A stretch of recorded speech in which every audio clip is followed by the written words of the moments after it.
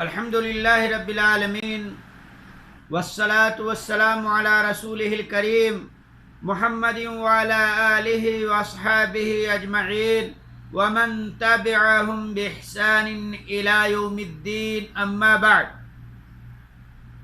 میرے بزرگوں، دوستوں اور اسلامی بھائیوں اور بہنوں، السلام علیکم ورحمۃ اللہ وبرکاتہ۔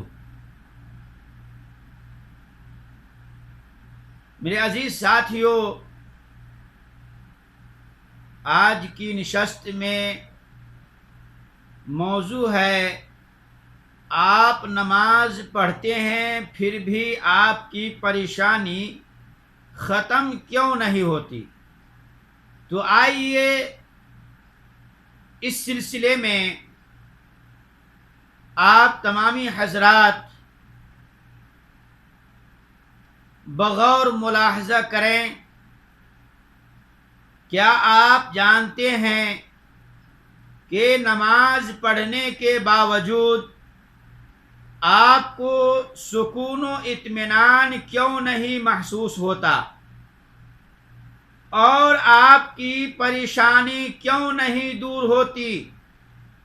آپ نماز پڑھتے ہیں، قرآن پڑھتے ہیں، روزہ رکھتے ہیں، صدقہ دیتے ہیں، پھر بھی آپ کو سکون نہیں ملتا، آپ کی فکر اور پریشانی باقی رہتی ہے۔ معزز ناظرین کرام، ہم میں سے بہت سے لوگ نماز پڑھتے ہیں، روزہ رکھتے ہیں، قرآن کریم کی تلاوت کرتے ہیں اور بسا اوقات کثرت سے ذکر و اذکار کا التزام بھی کرتے ہیں، اس کے باوجود ان کی زندگی میں کوئی خاص تبدیلی نہیں آتی۔ آخر وجہ کیا ہے؟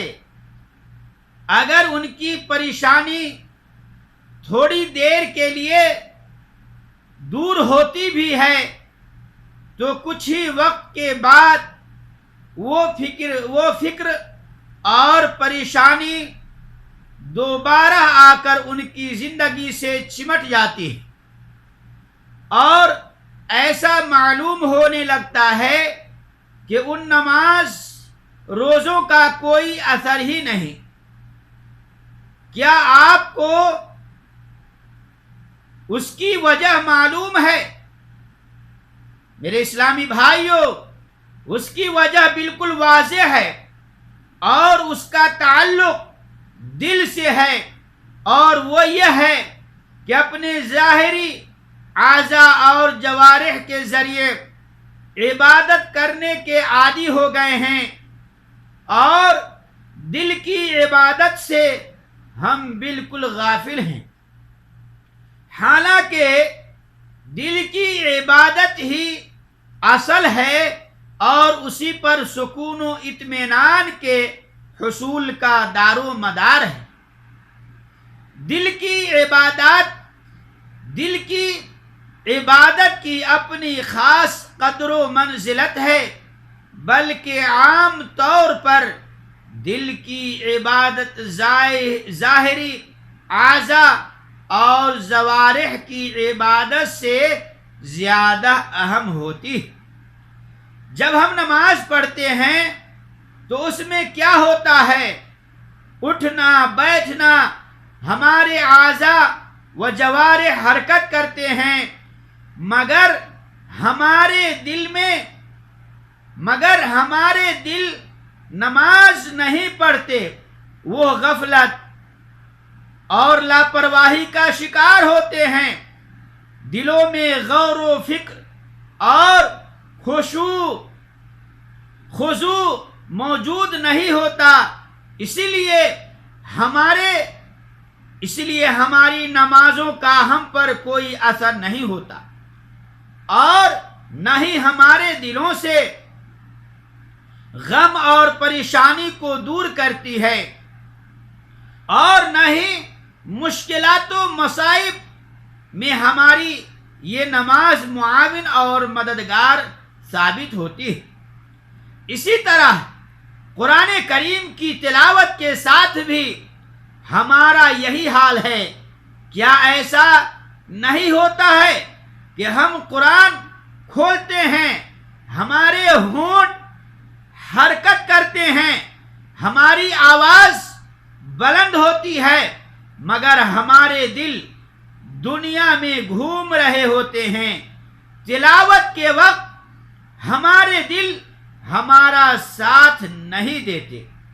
اسی طرح جب ہم روزہ رکھتے ہیں تو اس میں یہ احساس اور کیفیت نہیں پیدا ہوتی، فضول اور لغو چیزوں سے باز نہیں آتے، حکم الہی میں غور و فکر نہیں کرتے، اور نہ ہی اللہ رب العالمین کے لیے خشوع خضوع کی کیفیت پیدا کرتے۔